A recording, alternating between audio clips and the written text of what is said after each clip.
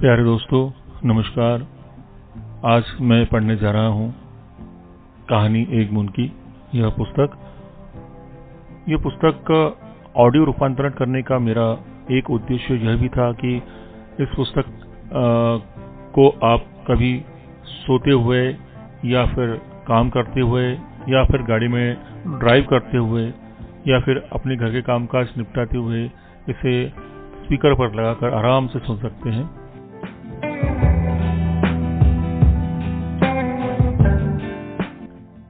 तो मेरा विचार है कि इस तरह से यह एक गाथा लोगों के मन में अपना घर करेगी। तो आइए सुनते हैं कहानी एवं उनकी इस पुस्तक का 9वां अध्याय, जिसका शीर्षक है मार्गदर्शन।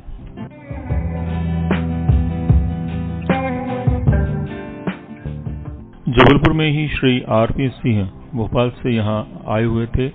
उन्होंने श्री जी के भोपाल आने की सूचना दी। दीदी के साथ हुए प्रचार के कारण मास्टर साहब की सोच में यह परिवर्तन आया कि कोई बड़ा आदमी हो या छोटा, चाहे कलेक्टर हो, इस सब के बारे में कोई विचार करने की जरूरत नहीं। हम अपनी जो बात लेकर आए हैं वह आदर के साथ सुनेगा, क्योंकि यह ईश्वर का संदेश है। और इसके बाद मास्टर साहब की प्रचार में अच्छा परिवर्तन आया। श्री जी के आने की खबर सुनकर दीदी तत्काल भोपाल आई। अभी 6 महीने पहले जब पादुकाएं आई थी तभी सबसे पैसे मांगे थे, अतः पुनः कैसे मांगे जाएं, इसलिए यह सोचा कि मांगना ही नहीं, देखें क्या होता है।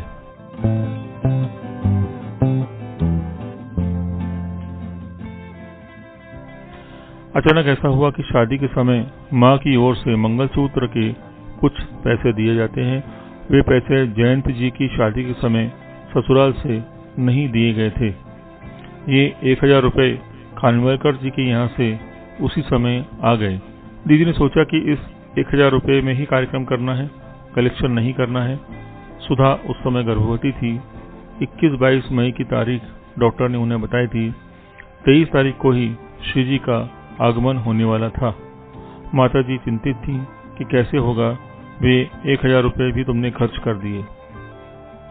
पर दीदी ने कहा कि अभी जो सामने है उसके बारे में सोचना है। श्री जी आ रहे हैं, इस बात का आनंद लेना है। श्री जी का आगमन 23 तारीख को दोपहर 12 बजे हुआ। आने के बाद उन्होंने नहाया। शारदा माँ ने खाना बनाया। वे खाना खाने बैठे तब दीदी को बुलाकर पास बैठाया। खाने में तुअर की दाल व सब्जियां थी। वे बोले, साहब कहते थे कि बस दाल रोटी मिल जाए और किसी चीज की जरूरत नहीं। तो दाल रोटी हम खा रहे हैं आज।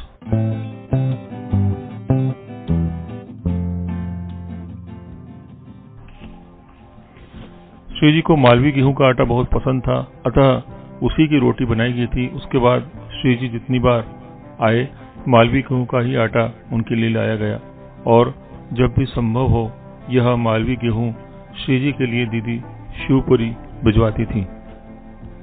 साहब के लिए जो कमरा बनवाया गया था उसी में श्री जी आकर रुके। 3 बजे फिर दीदी को कमरे में बुलाया और बात की। उनका वार्तालाप दीदी को बहुत हिम्मत देने वाला एवं परिस्थिति का सामना करने के लिए अंदर से ताकत देने वाला सिद्ध हुआ।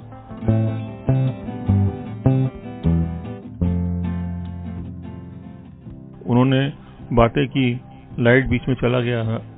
श्री जी ने किसी बात के लिए दीदी को संबोधित करते हुए कहा कि नलिनी, और इतने में लाइट आ गई। तो वे बोले, देखो तुम बेकार में चिंता करती हो। नलिनी शब्द कहते ही प्रकाश हुआ। देखो, आने वाला प्रत्येक व्यक्ति हमसे जुड़ता है, ऐसा नहीं। तुम्हें साहब का काम करना है तो एक नीति रखनी पड़ेगी, एकला चालो रे। लोग आते रहेंगे, लोग जाते रहेंगे, हमें चलते रहना है।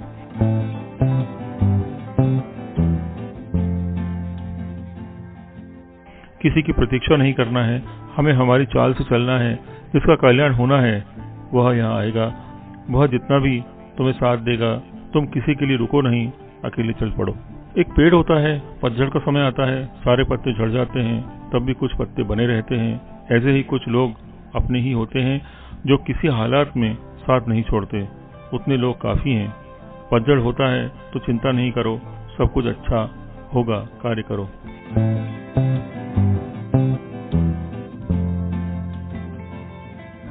साहब के पास जिन्होंने साधना शुरू की थी वे राव साहब श्री जी से मिलने आए थे और उन्होंने कहा था कि साधना सही ढंग से नहीं हो पाती है।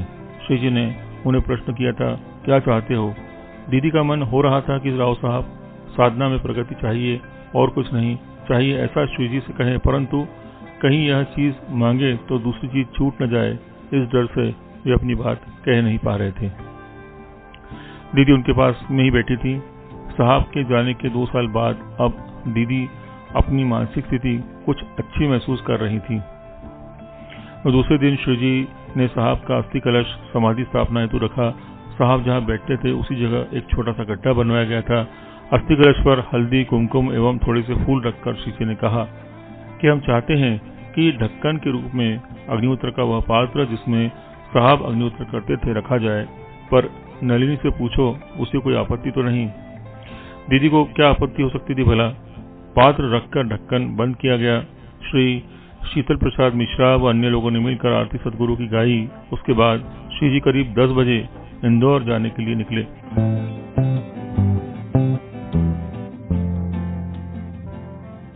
श्री कमर अंसारी भी आए थे, जिनसे मिलकर श्री जी को अच्छा लगा। गुरु से यह महान शिष्य को मिलना दुर्लभ ही होता है।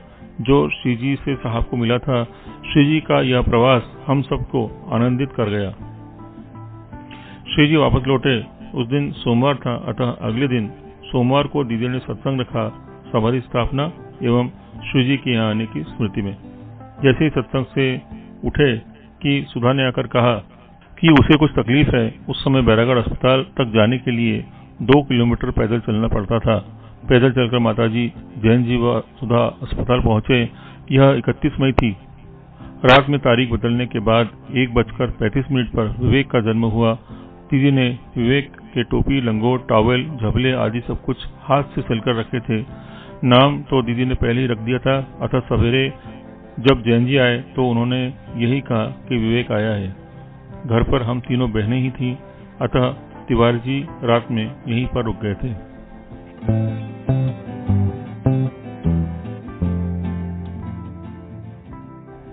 सुबह 4 बजे जैन भैया के घर वापस आने के बाद दीदी तिवारी जी के साथ अस्पताल पहुंची। विवेक बहुत देर से रो रहा था, उसे भूख लगी थी। रात में थोड़ा सा बकरी का दूध लेकर उसे पिलाया गया था। दीदी आधा घंटा अस्पताल के कमरे में बाहर उसे लेकर घूमती रही, पर माताजी ने कहा कि वह चुप नहीं होगा, उसे दूध चाहिए। ये 4 आने एवं कटोरी लेकर निकली। एक चाय की दुकान से आधा कटोरी दूध लिया। उसने पैसे नहीं लिए। यह दूध उसे चम्मच से पिलाया गया और वह चुप हुआ और गहरी नींद में सो गया। दीदी अग्निहोत्र से पहले घर वापस लौट आई। घर में जो एक खालीपन सा महसूस हो रहा था, विवेक के आने के बाद उसमें फर्क पड़ गया। 3 दिन बाद माताजी जैन जी व सुधा रिक्शा से विवेक को घर लेकर आए। उस समय हमारे घर में सवेरे ही दोनों समय की रोटी बनती थी, ताकि बार बार चूल्हा न जलाना पड़े। विवेक का रिक्शा आने के थोड़ी देर पहले ही एक व्यक्ति आया। उसने कहा कि वह भूखा है, उसे भोजन चाहिए।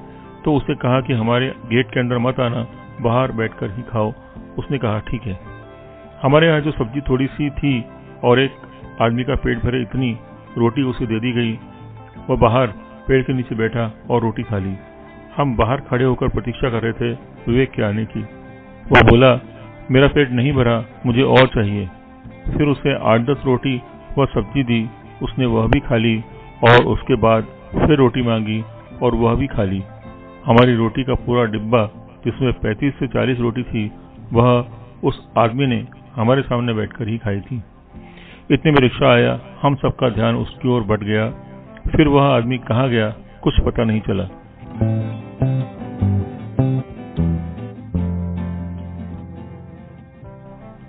असामान्य सा भोजन उसने किया था।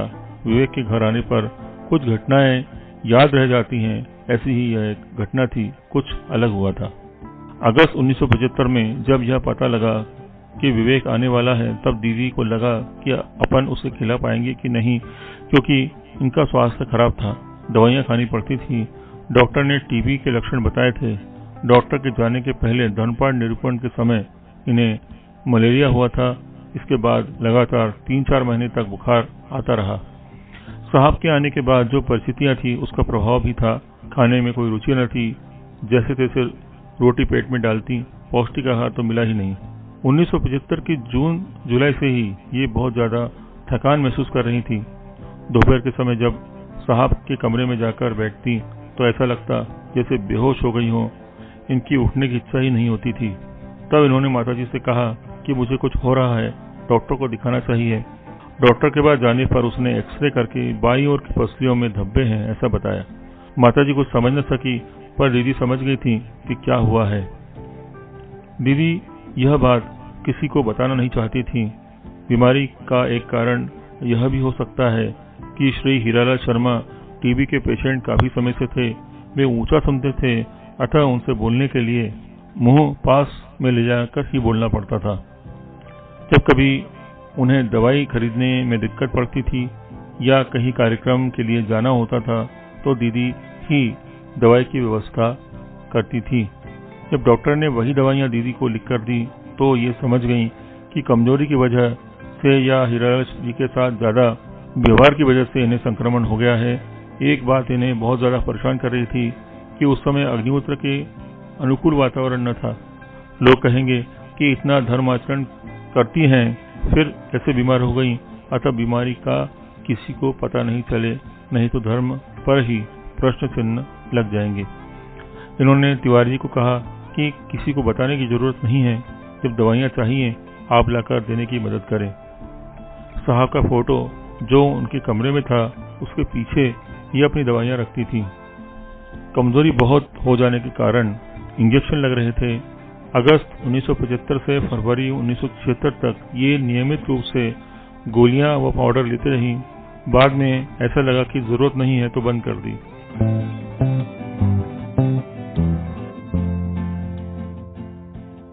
जब विवेक के आने की खबर सुनी तो पुनः एक्सरे करवा कर देख लिया कि पूर्णतः स्वस्थ हैं।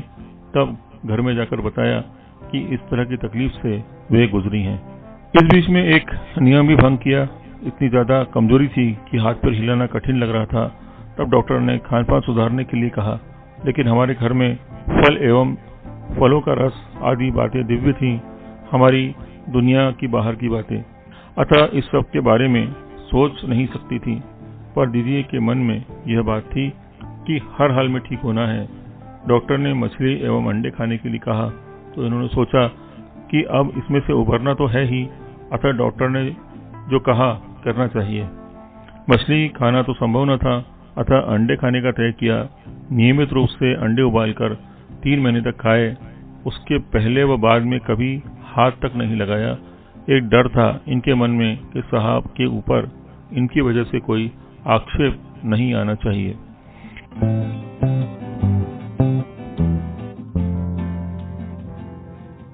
इन्होंने जब घर में बताया तो सभी को आश्चर्य हुआ, क्योंकि तबीयत खराब है यह तो पता था, पर क्या हुआ है वह अभी तक किसी को पता न था। श्री जी के इंदौर एवं वहां से भोपाल आने का एक निमित्त बना था। श्री मल्हार सदाशिव पारखे जी के समधी पर्शिकर जी का घर इंदौर में था। पारखे साहब के बेटे अरुण पारखे के यहाँ बैठा हुआ था। बहू इंदौर में थी। इन्हीं के यहाँ श्री जी इंदौर आए थे और वहीं से भोपाल आए थे। भोपाल आने पर 2 एकड़ के पूरे परिसर में घूमे, कुएं में झांक कर देखा, फिर पानी निकलवाया, वह हाथ में लिया। उन्होंने कहा कि हमें यहाँ के चप्पे चप्पे से मिलना है। साहब यहाँ रहे, घूमे फिरे, उस मिट्टी के कण कण से बातें करनी है। श्री जी के साथ शारदा माँ, राजा भाऊ कुलकर्णी, कमलाबाई पारखे उनकी बहू आदि थी, पर श्री पारखे साहब नहीं आए थे। श्री जी ने पारखे साहब को समाधि निर्माण का काम करने के लिए कहा था, अतः इंदौर के कार्यक्रम के 2 दिन बाद ये अकेले यहाँ आए। उन्होंने समाधि स्थान देखा। बैरागढ़ गांव एवं बेहटा के लोग इकट्ठे हुए थे। उन्होंने बताया कि श्री जी ने समाधि निर्माण का काम मुझे सौंपा है। जहाँ अस्थि कलश रखा है उस जगह पर पक्का एवं भव्य निर्माण करना है। यह भी बताया कि आगे इस जगह का बहुत विस्तार होगा, अतः आप लोगों को अपनी जमीन अन्यत्र कहीं बेचने की आवश्यकता नहीं है, हम ही लेंगे।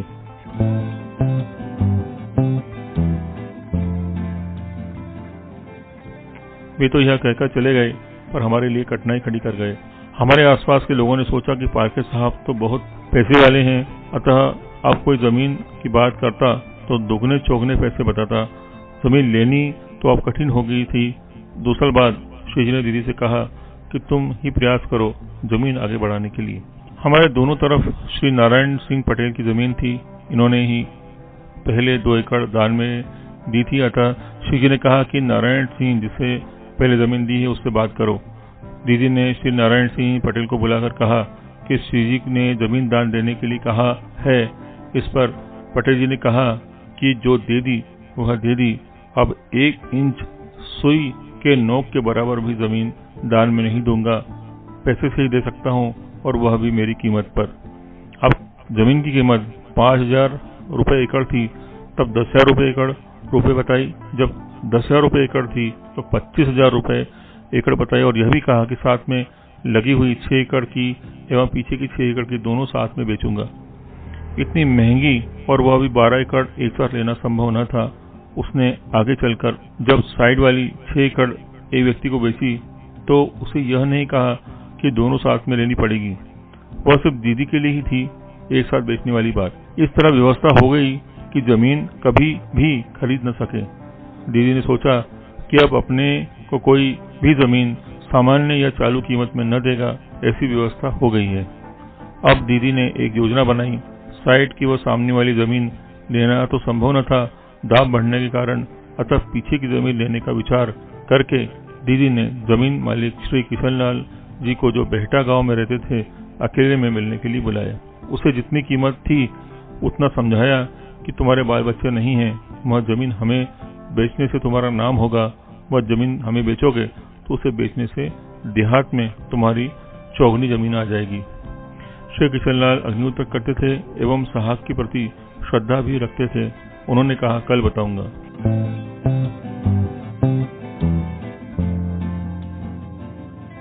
दूसरे दिन भतीजे को लेकर आए और वह बोले कि मैंने रात भर सोचा, मैं देने के लिए तैयार हूँ, 10,000 रुपये एकड़ दूंगा।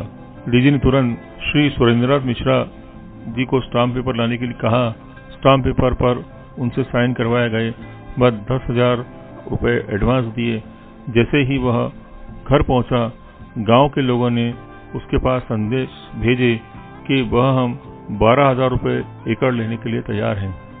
कई लोगों ने दबाव भी डाला, लेकिन दीदी ने जो उसे समझाया था उसका प्रभाव शायद इन सब लोगों के समझाने से ज्यादा था, इसलिए उन लोगों की बातों में वह न आया।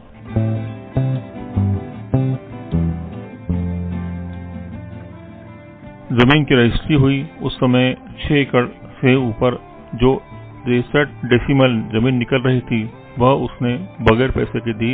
इस तरह से वह पीछे वाली जमीन आश्रम के पास आ गई और आश्रम का विस्तार हो सका। यह बात सन 1981 की है। जमीन व समाधि निर्माण की सारी बातें यहाँ बात करने के बाद जब श्री पारखे साहब 1976 में यहाँ से गए थे, उसके बाद श्री जी ने मनोहर भैया से कहा था कि आश्रम में ट्रस्ट स्थापित हो, सोल ट्रस्टी का हो, ताकि नलिनी को कार्य करने में बाधा न आए।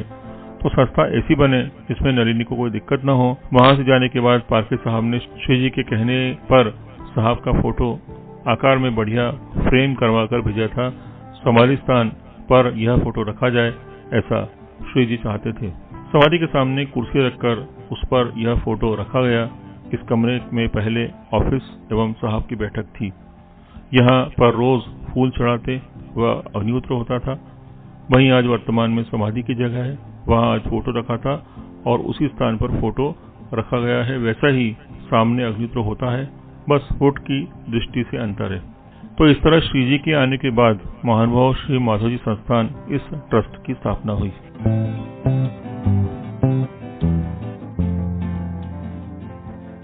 साहब की पुरानी पहचान के लिए जो लोग थे उनसे समाधि निर्माण हेतु धन राशि एकत्रित करने की दृष्टि से श्री पारखे साहब ने श्री प्रताप सिंह नवलखा जी से बात की, तो नवलखा जी ने बताया कि घर के 6 लोगों की जो जीवित समाधि बन रही है उसके बारे में आपका क्या विचार है।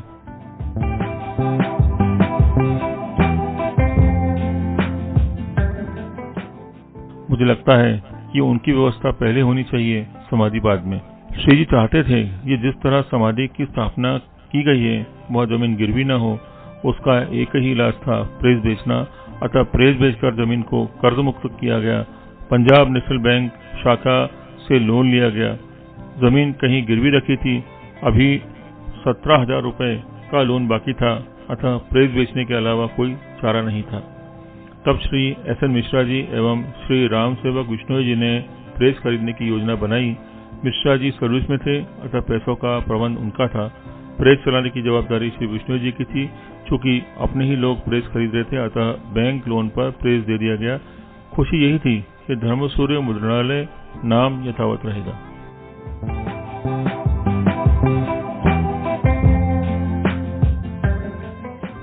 लेकिन अब जैन जी के लिए काम की अड़चन आ गई थी, अतः माता जी ने जैन जी से एक पत्र लिखवाकर श्री नवलखा जी को भेजा। उन्होंने पत्र पर तत्काल कार्रवाई की एवं जैन जी को पुट्ठा मिल में जाकर मिलने के लिए कहा। पुट्ठा मिल में जैन जी को 2 ऑफर किए गए, या तो मिल में नौकरी करें या फिर जेके बैटरीज का एक ठेके का काम है वह ले ले। नौकरी के लिए लगने वाला कोई सर्टिफिकेट जैन जी के पास उस समय न था, अतः उन्होंने ठेके का काम लेने का तय किया। श्री नवलखा जी ने कहा था कि 6 लोगों की जीवित समाधि बन रही है और उसकी कुछ व्यवस्था होनी चाहिए, तो उस संदर्भ में उन्होंने तत्काल काम कर दिया। उस समय 3-4 हजार रुपये मासिक मिल सके ऐसी व्यवस्था हो गई थी। हालांकि जैन जी को यह काम करने में बहुत परेशानी हुई। जेके बैटरीज यहाँ से दूर था, वहाँ आने जाने के साधन उस समय न थे, अतः भोपाल के 1250 एरिया में किराए का मकान लेकर जैन भैया व भाभी वहाँ रहने लगे। विवेक हमारे पास ही था।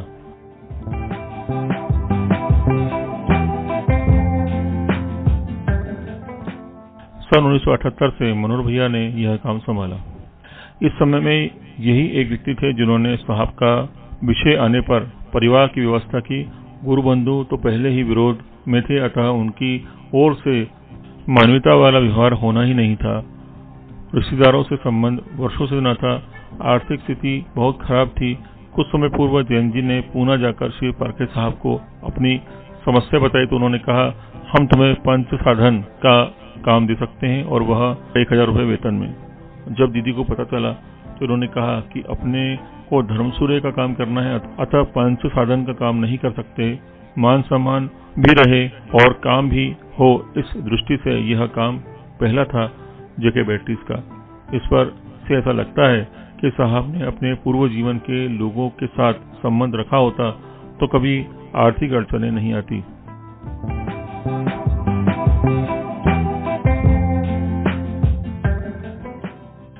इसका एक उदाहरण श्री नवलखा जी रहे कि एक ही बार कहने पर सब व्यवस्था हो गई, लेकिन साहब ने ये सारे ही मित्र छोड़ दिए थे। प्रचार से संबंधित लोग ऐसी आर्थिक स्थिति के न थे कि इस तरह की कुछ मदद कर पाते। इस सब के बावजूद प्रचार का काम सतत गतिमान था। श्री हीरालाल शर्मा के धर्मपाठ निरूपण के कार्यक्रम जगह जगह चल रहे थे। 1980 में श्री एस एन मिश्रा के बताने पर कानपुर के डॉक्टर रामाशय मिश्रा ने अग्निहोत्र शुरू किया। उन्हें कुछ विशिष्ट अनुभव आए और वे प्रचार के साथ पूरी लगन से जुड़ गए। इन्हीं दिनों श्री जैन जी ने एक स्मारिका निकालने का सोचा। जगह जगह दौरे किए और 51,000 रुपए इकट्ठे किए। इन्हीं पैसों से पीछे वाली जमीन ली थी। उस समय यदि जमीन नहीं ली होती तो फिर आज आश्रम केवल 2 एकड़ जमीन का ही होता।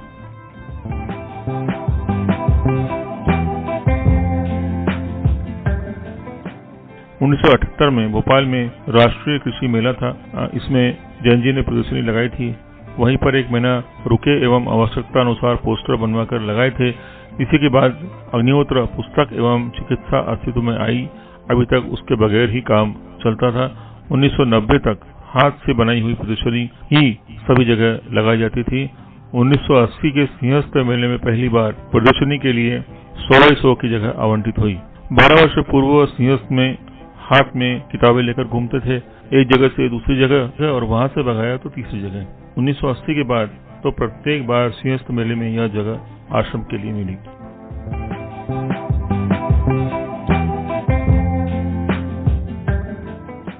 उन्नीस में जैन जी एवं मास्टर साहब ने टीकमगढ़ छतरपुर का दौरा किया। वहां पर श्री घनश्याम दास शुक्ला भी प्रचार से जुड़े। 1978 से 1988 में मेरठ में दीदी का एक प्रचार दौरा हुआ था। इसमें श्री शीतल प्रसाद मिश्रा साथ थे। दीदी ने एक ही दिन में 11 मीटिंग ली थी। दिन भर काम करने के कारण साथ में गए सभी प्रचारक थक गए थे और आखिरी मीटिंग में जब दीदी भाषण दे रही थी तो वे सब सामने बैठे बैठे ही सो गए।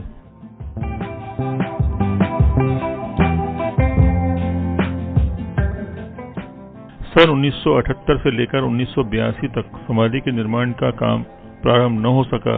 इसी निमित्त श्री जी ने दीदी को पूना के पारखे साहब के पास भेजा था। श्री जी जल्द से जल्द काम करना चाहते थे, इसलिए श्री पारखे साहब की अहम की संतुष्टि के लिए श्री जी ने दीदी को पूना भेजा था।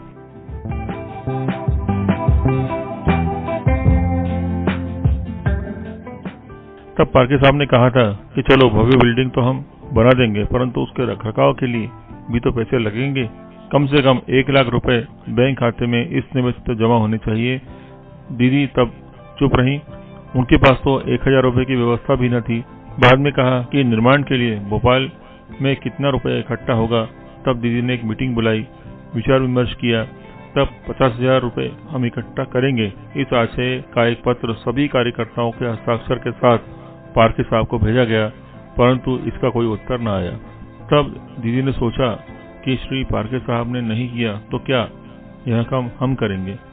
लोगों की मीटिंग ली इस संदर्भ में, पर कहीं से कोई उत्साहवर्धक प्रतिक्रिया न मिली। आखिरकार दीदी ने किसी से कुछ सलाह न लेते हुए अचानक 4 फरवरी 1982 को समाधि निर्माण का कार्य प्रारंभ कर दिया।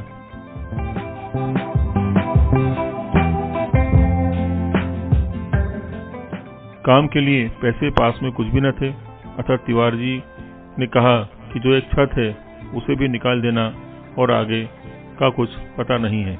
इसे साहस नहीं वरन दुस्साहस कहते हैं। उस दिन धर्मसूर्य के आजीवन ग्राहकों के पैसे से बनी इमारत तोड़ने का काम शुरू हुआ। सारे मजदूरों को खाना खिलाया, मंगल हवन किया, बिना किसी की सलाह के मदद के काम शुरू किया। वाकई दुस्साहस ही था। जब यह गहरी नींव खुदी, पिलर खड़े हुए, तब श्री जी को शिलान्यास के लिए बुलाया। उन्होंने कहा कि तुम काम शुरू रखो, हम बाद में समाधान व्यक्त करने आएंगे। समाधि की जो तत्कालीन इमारत थी उसका छत कबीलों का था। 15 बाई 12 का कमरा ऑफिस का था, पीछे का कमरा साहब का था। यही निर्माण होना था, हम उसमें रहते थे। अब इसकी एक दीवार टूट चुकी थी, बाकी भी बुरी स्थिति में थी, अतः रहने के लिए घर जरूरी था। तब श्री तिवारी जी की मदद से 2 कमरे बनाए गए पक्के हमारे रहने के लिए। यही आज हमारा निवास है।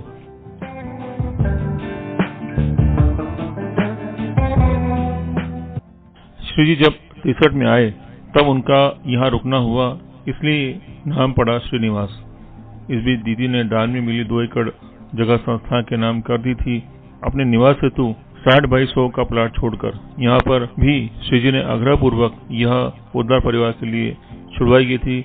नक्शा बनकर तैयार था। समाधि का मुख्य कमरा बनकर तैयार हुआ। छत डली।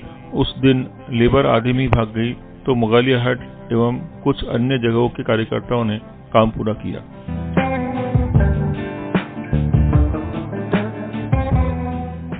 फर्श न बन सका था तब तक, और श्री जी ने 30 नवंबर की तारीख दी थी भोपाल आने के लिए।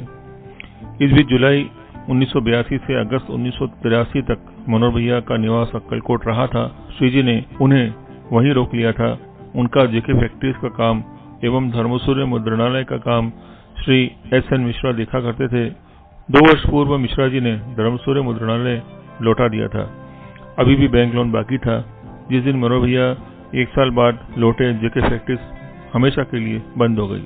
नवंबर 1982 में एक बहुत बड़ा आयोजन हुआ। श्री जी का आना यही कार्यक्रम था। करीब 300-400 लोग आए थे। 4-5 विदेशी भी थे। पारखे साहब के घर के लोग, औरंगाबाद का ग्रुप, हैदराबाद का ग्रुप और भी 5-10 जगह के लोग थे। एक दिन श्री जी भोपाल के कुछ अग्निहोत्रों के घर गए थे। भाषणों में श्री पारखे साहब का दिया गया भाषण बड़ा प्रभावी था। समाधि निर्माण का दायित्व जिन पर सौंपा था वे यह देखने आए थे कि उनके एक नए पैसे के योगदान के बगैर काम कैसे पूरा हुआ।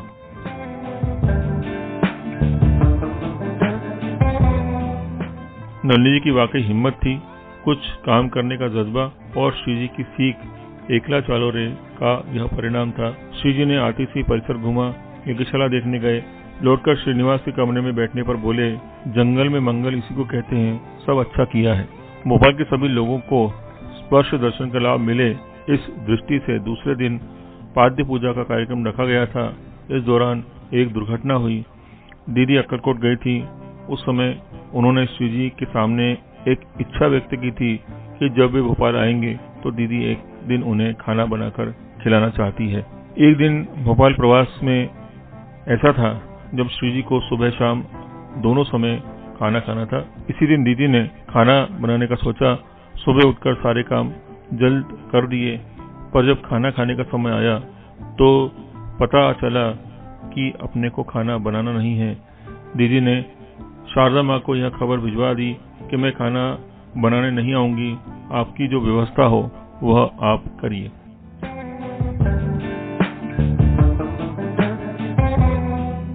तब तक कहीं छुआ भी नहीं था। शारदा माँ ने मनोहर भैया को बताया कि श्री जी का ऐसा नियम है कि वे कुंवारी कन्या यानी अविवाहित स्त्री के हाथ का खाना नहीं खाते हैं। फिर भी नलिनी ने पूछा तो उन्होंने हाँ कहा, और उसका मतलब है कि उन्होंने बनाया जैसा ही है। श्री जी को भी इस विषय में बताया कि नलिनी आपके नियमानुसार भोजन नहीं बना सकती हैं। इस पर श्री जी ने काफी कुछ कहा, पर पता नहीं श्री प्राणलाल एवं मनोहर भैया को समझ में नहीं आया। इन लोगों ने गलत समझा। इस पर दोनों ने दीदी को आकर बताया कि तुम्ही को खाना बनाना है, 9 बजे पाद्य पूजा करनी है। दीदी को लगा कि कैसे, क्योंकि शारदा माँ ने इन्हें पहले बताया हुआ था कि मासिक धर्म में कोई महिला श्री जी के सामने आई हुई नहीं चलती। शारदा माँ स्वयं ऐसी स्थिति में दूसरे के घर जाकर रहती हैं। फिर भी बहुत आग्रह से मनोहर भैया एवं वसंत जी ने बुलाया तो दीदी पाद्य पूजा के लिए आकर खड़ी हुई। पहली पूजा इन्हें ही करनी थी। घर के आने लोगों ने पूजा की। उसके बाद श्रीमती अम्बुताई किबे, सुश्री सुमन पोद्दार एवं वसंत पोद्दार ने भी पूजा की। तभी श्री पांडला ने कहा कि सब गड़बड़ हो गया है। श्री जी ने कहा है कि हमें नहीं चलेगा, हम कार्यक्रम के तुरंत बाद जा रहे हैं। मनोहर भैया ने दीदी से कहा कि अब तुम एक कमरे में बंद हो जाओ, लेकिन तब तक सभी जगह छूना हो चुका था। दीदी को इस प्रसंग पर बहुत अपमानित महसूस हुआ। वो दिन सुबह शाम का खाना, दूसरे दिन सुबह का खाना, चाय नाश्ता कुछ भी नहीं लिया। इतना बड़ा अपमान बर्दाश्त करना कठिन था, क्योंकि स्वयं न चाहते हुए भी जबरदस्ती इनसे सब करवाया गया था और यह प्रसंग घटित हुआ था। साहब ने ऐसा व्यवहार कभी भी नहीं किया था। ध्यान शुरू करने के बाद जब पहली बार यह प्रसंग आया तो माताजी ने ध्यान करने के लिए मना किया। साहब ने कहा कि नहाना व ध्यान जैसा रोज करती हो करो, यह बात ध्यान में बाधक नहीं है। उन्होंने समझाया कि यह तो शरीर का धर्म है और हमें अपने धर्म का पालन करना है, इस निमित्त से छोड़ना कुछ भी नहीं है।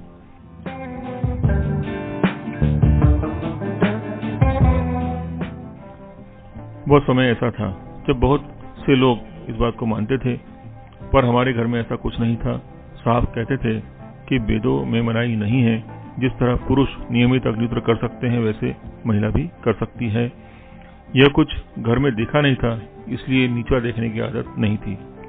इस प्रसंग के बाद दीदी तो कमरे के बाहर निकली नहीं। उस समय 400-500 लोग आश्रम में थे। इन्होंने किसी की शक्ल नहीं देखी। दूसरे दिन कमरे से बाहर श्री जी के जाने के बाद ही निकली।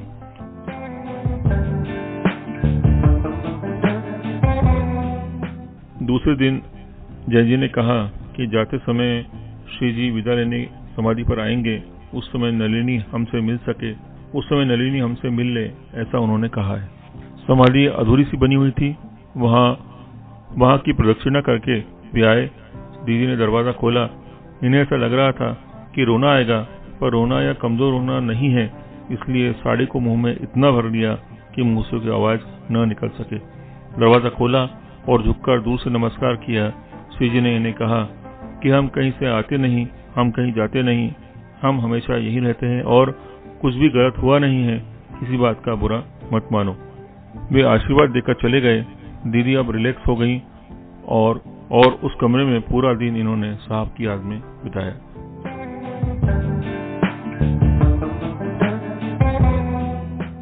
इन्हें ऐसा लग रहा था कि साहब का काम कितना सीधा और सरल था और श्री जी किसमें फंसे हैं।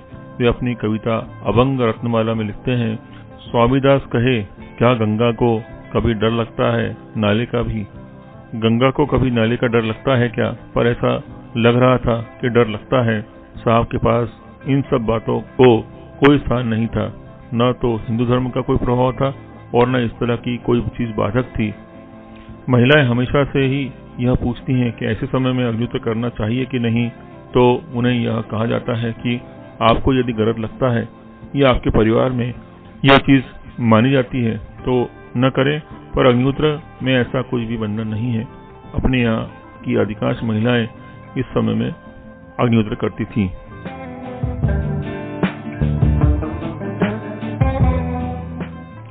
इस प्रसंग के बाद जब दीदी अक्कलकोट गईं, तब श्रीमती शीला जगताप ने इनसे कहा कि ऐसे समय में अग्निहोत्र करना गलत है।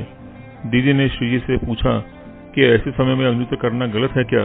तो श्री जी ने कहा कि हाँ, ऐसे वैज्ञानिक प्रयोग हो चुके हैं कि इस समय में शरीर से दूषित वायु निकलती है और अपने हाथ में घी चावल लेते हैं तो उसके माध्यम से शरीर के दूषित तत्व भी अग्नि में चले जाते हैं और अग्नि में जो हम घी डालेंगे वो उसे फैलाने का काम करती है।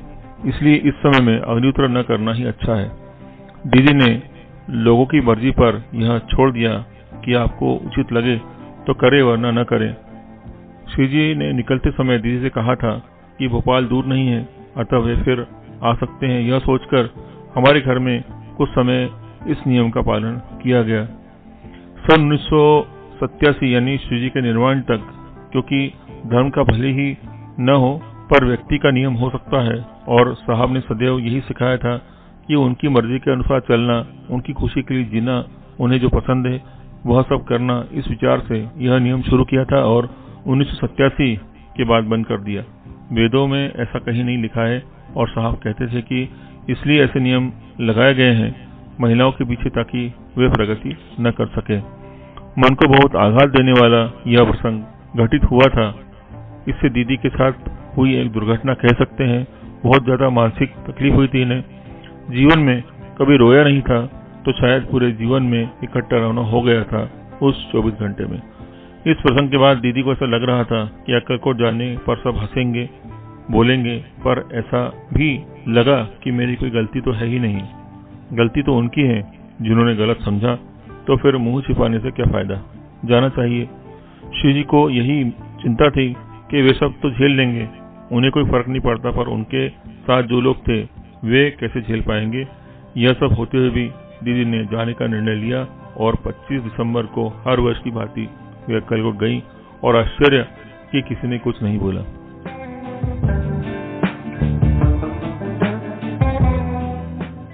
कुछ समय पश्चात जब दीदी पुनः अक्कलकोट गई, उस समय की बात है, एक प्रसंग हुआ। उस समय हम लोग मठ में रुके थे। कोल्हाली की गौशाला देखने जाने का प्रोग्राम बना।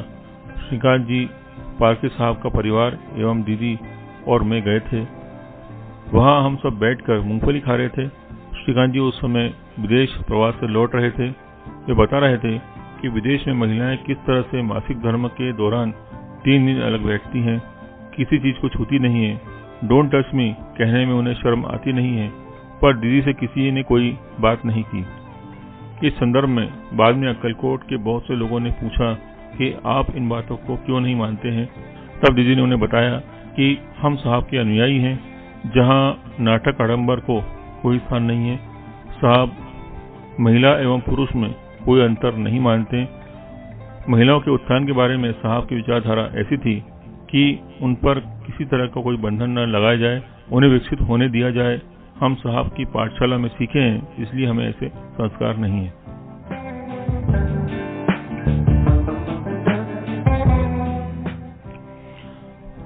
दो दिसंबर 1982 को श्री जी यहाँ से लौटे थे।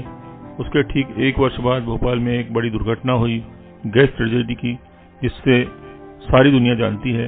रात में बहुत हलचल थी। उस समय गौशाला में 30-40 लीटर दूध होता था। इसे लेने एक खान साहब आते थे। उन्होंने समय से पहले रात में 3 बजे बताया कि भोपाल में एक दुर्घटना हुई है और आप लोग यहाँ से भागे, क्योंकि गैस हवा से इधर भी आ रही है। दिन में 11 बजे करीब फिर भगदड़ मची। अफवाह थी कि फिर से गैस निकली है। लोग सड़क पर दौड़ रहे हैं। हम लोग बाहर खड़े होकर सब देख रहे हैं। पीछे रेलवे लाइन से लोग दौड़ रहे थे, सामने की सड़क से भी लोग दौड़ रहे थे, उनके पीछे गाय दौड़ रही थी, कुत्ते भी दौड़ रहे थे। वह दृश्य भयंकर भयावह था। सुबह मनोहर भैया भोपाल की स्थिति देखने गए। अपने कई लोग जो गैस से प्रभावित थे उन्हें आश्रम में बुलाया और सब लोग 3 दिन तक आश्रम में ही रुके। 2-3 दिन तक बहुत काम था। 30-40 लोगों का खाना हम घर के लोगों ने ही बनाया, क्योंकि जो महिलाएं थी गैस की वजह से उनकी आंखें बहुत सूजी हुई, वह लाल थी, अतः उन्हें चूल्हे के पास काम नहीं करना था। काम करने वाले लोग जो रोज के थे वह काम पर आ नहीं रहे थे। जब काम से फुर्सत मिली तो दीदी बैठकर यह सोच रही थी कि इतनी बड़ी दुर्घटना होने पर भी भारत भर से कहीं से एक फोन तक नहीं आया यह पूछने के लिए कि तुम कैसे हो। किसी रिश्तेदार से तो हमारा संबंध नहीं था कि हमारे जीने या मरने से उन्हें कोई फर्क पड़ता। सभी ने यह सोचा होगा कि आश्रम में तो कोई नुकसान हो ही नहीं सकता। दीदी फोन के बारे में सोच रही थी, उतने में ही एक फोन आया। यह फोन पूना से श्रीजी ने करवाया था कि फोन करके पूछो कि भोपाल में लोग कैसे हैं।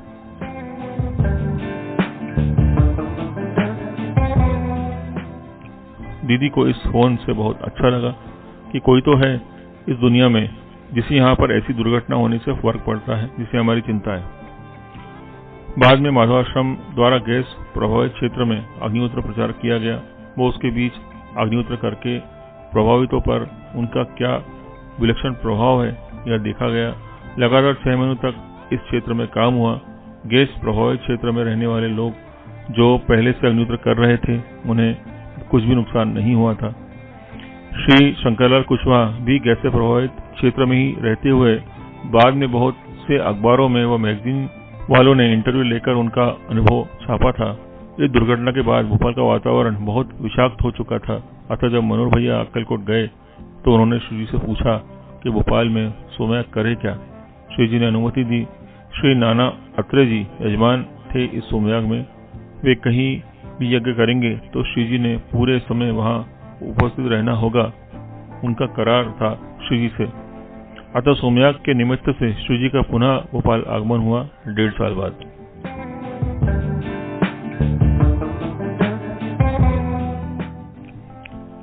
श्रीजी के जन्मदिन के समय 17 मई को 1978 के बाद जब से कहीं बाहर नहीं गए थे, उनका 61वां जन्मदिन खोपोली में मनाया गया था। उसके बाद से क्योंकि इस समय बहुत से विदेशी लोग वहां आते थे। भोपाल में जो सोमयाग की तारीखें थी उन्हीं में श्रीजी का जन्मदिन भी था, पर श्रीजी ने भोपाल आना स्वीकार किया, इसलिए सभी खुश थे। सभी जगह उस हिसाब से खबर कर दी गई कि लोग आने की योजना बना सके। 1985 की सोमयाग की तैयारियां शुरू हो गई थी। सोमयाग का कारण बना भोपाल का गैस कांड, ताकि विषाक्त वातावरण में सोमयाग करने से वातावरण शुद्ध होने में मदद मिलेगी। मानव धर्म सम्मेलन की तरह यह एक बड़ा आयोजन जैसा ही हुआ। 1 से 1,500 लोग माधवाश्रम की भूमि पर रुके। टेंट लगाकर सारी व्यवस्थाएं की गई थी। 17 तारीख को ही श्रीजी का जन्मदिन मनाया गया। बहुत ही आनंददायी कार्यक्रम रहा है यह। सोमयाग के 7 दिन श्रीजी यहाँ रुके।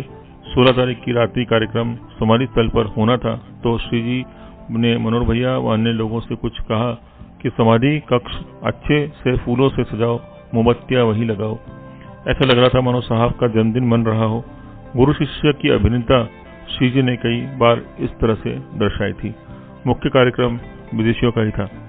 श्री शीतल प्रसाद मिश्रा ने एक बुंदेली लोकगीत गाया एवं दीदी ने 10 मिनट बोला। 12:42 पर रियायती भी दीदी ने ही किया था। आनंदोत्सव ही था यह। गुलाब के फूलों से भरा एक थाल श्रीजी ने चरणों के पास रखकर प्रणाम किया। सोमयाग के बाद अंतिम दिन नर्मदा स्नान हेतु 11 बसों से एवं कुछ गाड़ियों से 70 किलोमीटर दूर शाहगंज जाना हुआ। भोपाल के सभी कार्यकर्ताओं की मदद से यह भव्य आयोजन संपन्न हुआ।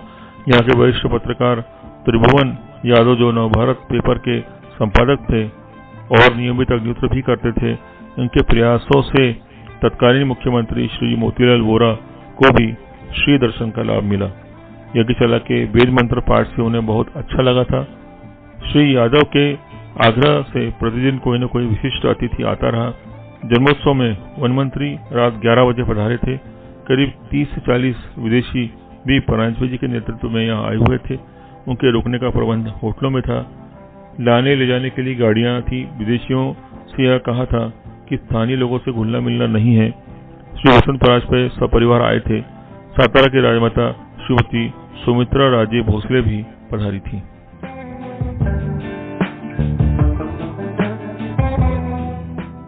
यह इस पुस्तक का 9वां पार्ट यहीं समाप्त होता है। शीघ्र ही आपसे पुनः मुलाकात होगी। अगर आप YouTube पर इस वीडियो को सुन रहे हैं तो कमेंट बॉक्स में अपने विचार प्रेषित करने की कृपा जरूर करें। अगले फिर 10वें पार्ट के साथ में मैं फिर आपके साथ हाजिर होऊंगा। तब तक के लिए मेरा आपको नमस्कार।